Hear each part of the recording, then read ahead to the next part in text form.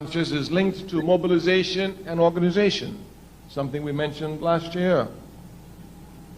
We must make clear distinctions between mobilizers and organizers. To be an organizer, you must be a mobilizer. But being a mobilizer doesn't make you an organizer. Much confusion is to be found here. Stop it right there already. We want to make sure we get some understanding because, you know, we like to make sure we fully on point. Mobilization, organization. One is getting people to be able to actively move on something, using people's momentum, using their emotions to get them to actively move on something. And one is actually creating something that can be sustainable, creating, organizing people, placing people in a structure that can be lasting over time. And those people also can be mobilized, but it's something that we can use over and over and over and over again because it's something that's more lasting than just creating a frenzy, I would say, through just mobilization or using people's emotions or even thoughts and ideas just to get people to do something. And an example could be some of the riots that have happened during like 2020 and like a lot of the Black Lives Matter things that have happened, because we've had a lot of rioting and we had a lot of mobilization going on, but what was the real end result, a tangible result from that?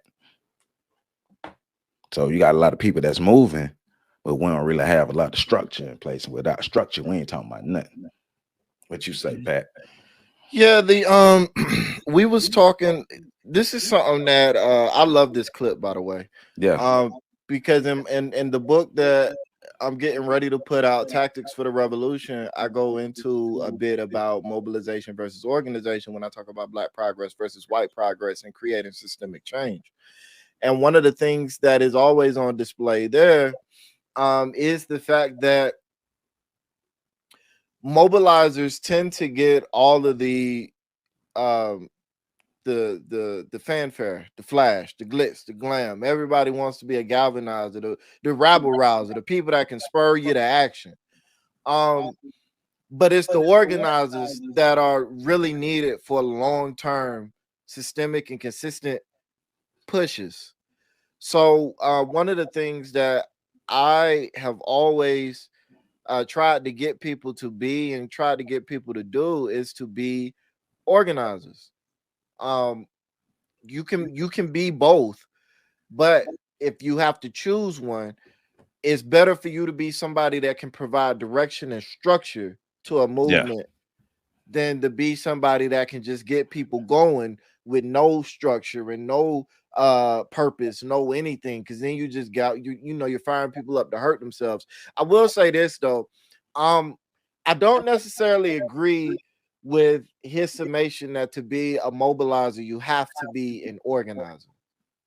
I think it's totally possible for you to be one and not the other, in either going either direction. Like you can galvanize people and not really know how to provide direction and structure to the movement, and you can provide direction and structure and not know how to energize people. So but that would be, yeah, if we're defining the terms, then that's what I think about when I think about that. What you say, PC? One of the things that I take into consideration, considering the most recent uprisings, if you want to call it that, the turbulent year 2020, I look at how those situations sort of fed back into the rampant violence that we currently have in the cities right now because of the ability of organizations, and I'm not going to mention any names, but to galvanize people and to get them into these places and to mobilize them all over the country and to mobilize, but then left them with nothing, you know what I'm saying? It was just one of those things where you create the hope that you destroy.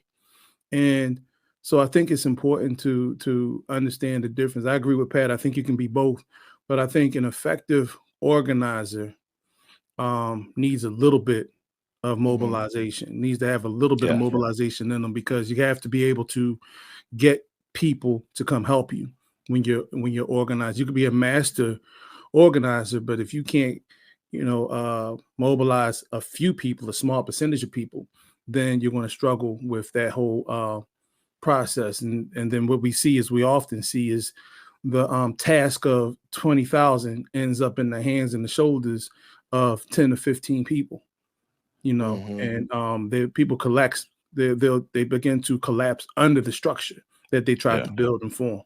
Yeah. But even in, let's say you have a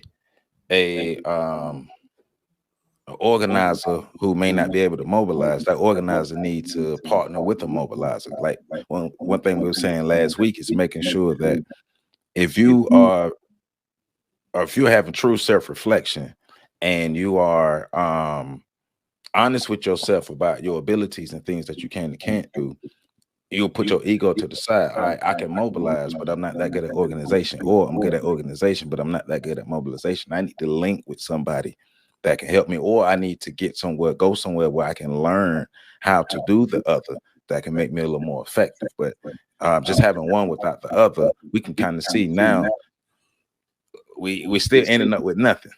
So, Yeah. yeah. All right, let's keep this thing moving. Malcolm X was a great mobilizer. He was a great organizer. Martin Luther King was a great mobilizer. He was not a great organizer.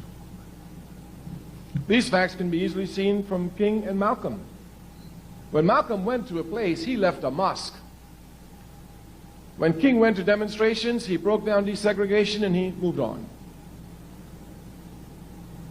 As a matter of fact, King was not concerned with organization, to the point that even though he was the most popular Baptist preacher in America, without the shadow of a doubt, and probably beyond the shadow of a doubt the most loved, he could not become president of the National Baptist Convention. Yeah, so many of them. The National Baptist Convention. As a matter of fact, if my memory serves me correctly now, and I remember it was Muhammad Speaks that carried the article on the front page in 1964, when King tried to become president of the National Baptist Convention. There was so much confusion there that a minister was actually pushed off the stage and died in the struggle. Yeah. And of course, King lost. The man who won was a reactionary man by the name of Jackson. He never did nothing for the people, never cared about the people, just was a pork chop minister who used their money to put gas in his big Cadillac.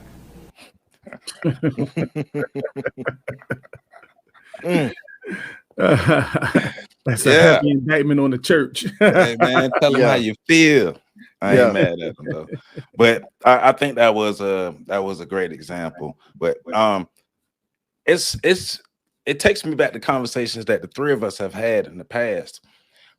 When we first started talking about being able to go to different cities, go to different places and speak and give our information. We all have the same end goal. I'm driving a Nissan, Pat driving a Toyota, PCU driving a Honda, but we all got the same end goal. But one thing that we talked about was when we go to these cities, all right, let's not do it the normal way. Let's not just go lecture and leave. Let's go, yeah, we could do the lecture, but let's go build with community leaders. Let's go get with the right community leaders and build something, organize something while we're there in that city. I think that's one thing, that's one solution that a lot of people could do who have influence, who have ideas, who have the information, who've put the time in to educate themselves and to be able to organize, mobilize, even do both. When you get the opportunity to organize. When you get the opportunity to mobilize. If you're in front of a captive audience and you got a lot of people who want to hear what you have to say, utilize that. Don't just go in there. I call it the rapper mentality or the performer mentality. Don't just go in there, perform and leave. That does nothing. All you did was shake up your ego and boost your ego, and maybe or maybe not get paid, but we know it's an ego boost, and you're doing your job as well. But we can further eliminate a lot of the issues we have if we really truly utilize the opportunities that we had to organize and mobilize. That's one of the things I think about when I hear that clip. So, Yeah, when I hear that clip, one of the interesting things to me is, and it's unrelated, but it's in the clip, so I feel obligated to bring it up, especially since the last time we did a show, we talked about Dr. Malcolm King. and Martin. Yeah. Yeah. So, I'm gonna be honest. My personal opinion. Go ahead and fry me in the comments. Neither one of them were great organizers. They were both great galvanizers, great mobilizers. They were both great at getting things done. Now, Malcolm are getting people spurred to do things. Now, Malcolm had the benefit of being with a structure in the NOI where he could go to a place and people could use that energy to leave a blueprint, leave a moss down. And in that, as critical as I am of the NOI, I have to be honest about the fact that the structure and the organization of the NOI has been very effective for getting a lot of things done for them as a group. But when you look at what Martin or what Dr. King, or I'm sorry, what Malcolm was able to kind of structure and organize on his own, well, he was killed before he really got a chance to do right his own thing. So we don't really know So fully. we don't know. What we do know is when I think about organizers, I do think about leaders and leaderships. And one of the principal or key metrics of a leader is not only how effective they are at getting the job done, but how many other leaders do they groom up behind them. And in that, that's where I say I think they were both kind of in that same ballpark. Martin Luther King had the Southern Christian Leadership Conference that he was president of, and that organization is still going on today. He had a lot of other organizations he tried unsuccessfully to get going. But on that leadership metric of who was the more effective organizer, I think this is where we come into a space where a lot of people in the pro-black, black nationalist, black first mindset, we don't look favorably upon Dr. King. And I think that was something that the great Kwame Ture kind of let show out. He kind of let it show a little bit, his negative bias towards Dr. King right there. And so I just want to say, like, to me, if we're having a conversation about organizers and mobilizers, I will put both of them in the mobilizer category. And then I would look at somebody like a Nobel Drew Ali or Wallace Farr, or those guys as great organizers because they were able to create organizations and institutions that stood the test of time. And they're still here. And are still here. Now, we can argue about the effectiveness of those institutions and the effects that they've had on Black people in America throughout the history. But if we're honest about it, an organizer creates organization that stands the test of time. Those individuals have done that. Other individuals that we celebrate, the Martins, the Malcolms, the others, they have not. So I just wanted to, like, for me, that becomes an important distinction because Martin Luther King catches a lot of heat for not being a great organizer, and he's often held up as a counter to Malcolm X. And it's like, well, when you really look at what they organized, they're kind of on similar levels in terms of that.